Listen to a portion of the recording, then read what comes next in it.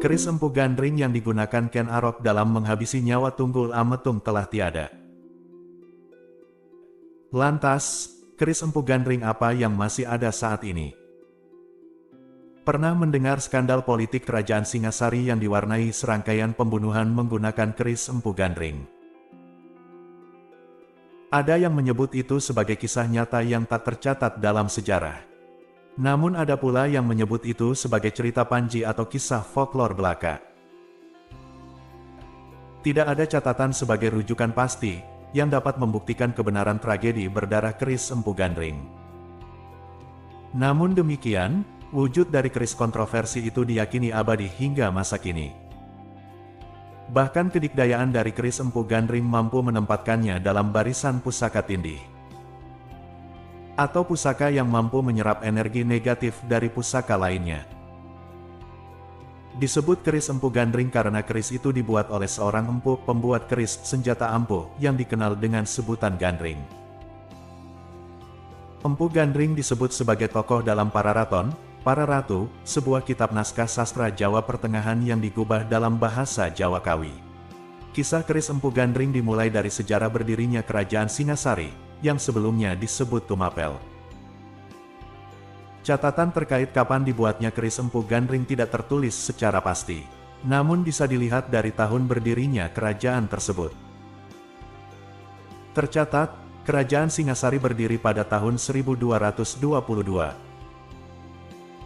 Dikisahkan, Ken Arok atau Ken Angrok memesan keris kepada Empu Gandring, sebagai senjata pegangan pribadi yang dalam bahasa Jawa kerap disebut piandel, 1 tahun sebelum Tunggul Ametung terbunuh yang dibarengi dengan diubahnya Tumapel menjadi Singasari. Keris Empu Gandring milik Ken Arok. Awalnya, Ken Arok memesan keris Empu Gandring dengan waktu pembuatan 1 tahun sesuai spesifikasi yang diinginkan. Namun Ken Arok tidak dapat menunggu lebih lama. Ia lalu meminta keris tersebut selesai dalam waktu 5 bulan. Kanjeng Raden Tumenggung Ilham Priyadinagoro yang merupakan seorang tumenggung perawat pusaka di Keraton Solo, dan kini menjabat sebagai kurator pusaka di Dinas Kebudayaan dan Pariwisata Kabupaten Banyuwangi, menyebutkan ada 2 kisah terkait waktu pemesanan keris Empu Gandring tersebut. Ada yang menyebut setelah dalam waktu 5 bulan, Ken Arok mendatangi Empu Gandring dan meminta keris pesanannya. Ada pula yang menyebut dalam waktu 7 bulan. Kesamaan dari 2 kisah tersebut adalah tenggat waktu yang diminta oleh Empu Gandring adalah 1 tahun. Ternyata kurang dari 1 tahun, Ken Arok sudah mendatangi Empu Gandring untuk mengambil keris pesanannya. Ken Arok mendatangi Empu Gandring sebelum 1 tahun dari waktu pemesanan keris. Itu dikarenakan Ken Arok melihat kesempatan untuk menghabisi Tunggul Ametung, di mana dalam sebuah malam di hari berikutnya, Tunggul Ametung akan menggelar pesta dan seperti pada biasanya saat pesta Tunggul Ametung dalam keadaan tidak berdaya karena mabuk, terang KRT Ilham Kapada Detik Jatim, Sabtu, tanggal 9 September tahun 2023. Tunggul Ametung adalah seorang bupati dari Kadipaten Tumapel, tempat di mana Ken Arok bekerja sebagai abdi dalam atau pengawal. Lebih lanjut Ilham mengisahkan, motivasi Ken Arok membunuh Tunggul Ametung karena dibutakan oleh cita-citanya yang ingin menjadi raja. Ia juga telah diramalkan oleh pertapa bernama Lohgawa akan menjadi penguasa kerajaan yang besar. Ken Arok ini sudah diramalkan oleh seorang Brahmana bernama Lohgawa, bahwa dia akan menjadi raja besar. Tapi jalannya untuk menjadi raja itu dengan meninggalkan dunia hitam dan menikahi Ken Dedes, digambarkan sebagai seorang perempuan yang diyakini memiliki karomah mampu mengantarkan pasangannya menjadi penguasa. Dari situ dia termotivasi untuk menghabisi Tunggul Ametung dan menjadi penguasa di Tumapel, tutur Ilham. Waktu itu, Ken Arok mendapati keris pesanannya belum rampung.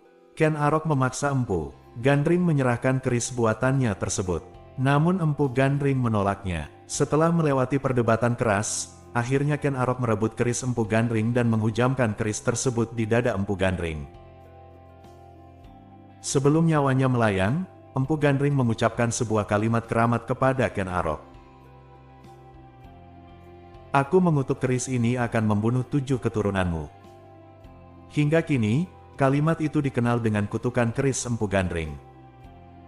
Setelah menghabisi Empu Gandring, Ken Arok pun bersiasat menjalankan rencananya dengan memberikan keris tersebut kepada teman sesama abdi di Tumapel, yakni kepada Kebo Ijo, Papar Ilham. Karena merasa senang dan bangga, Kebo Ijo pun memamerkan keris tersebut kepada abdi dalam lainnya dengan menyebut keris tersebut sakti dan merupakan keris berpetuah miliknya. Nah, karena itulah akhirnya ketika diketemukan saat Tunggul Ametung tewas dengan keris Empu Gandring yang menancap di tubuhnya, maka Kebo Ijo dihukum mati, tambahnya. Kisah ini berlanjut hingga merenggut nyawa Ken Arok sendiri, yang dihujam menggunakan keris Empu Gandring oleh Ki Pengalasan. Ia merupakan pengawal dari Anusapati, anak Tunggul Ametung dan Ken Dedes. Dalam kisahnya, keris ini juga membunuh Ken Dedes sebagai korban terakhir atau ketujuh sebagaimana kutukan dari Empu Gandring. Ilham mengungkapkan, selanjutnya keris Empu Gandring dimusnahkan oleh seorang raja Jawa dengan cara yang tidak dicatatkan dalam babak cerita. Ada yang menyebut keris tersebut dilarung ke lautan. Namun ada pula yang menyebut dilebur di salah satu gunung berapi di Pulau Jawa. Ada yang menyebut gunung tersebut adalah Gunung Kelut. Lalu ada pula yang menyebut dikubur di tanah Jawa. Keris Empu Gandring pasca era Ken Arok. Kisah yang legendaris tersebut menjadikan keris tersebut populer di kalangan kolektor pusaka Indonesia. Dalam perkembangannya, popularitas keris Empu Gandring menjadi komoditi bagi pembuat keris dari masa ke masa. Keris Empu Gandring pun diproduksi ulang oleh empu-empu di masa selanjutnya hingga sekarang.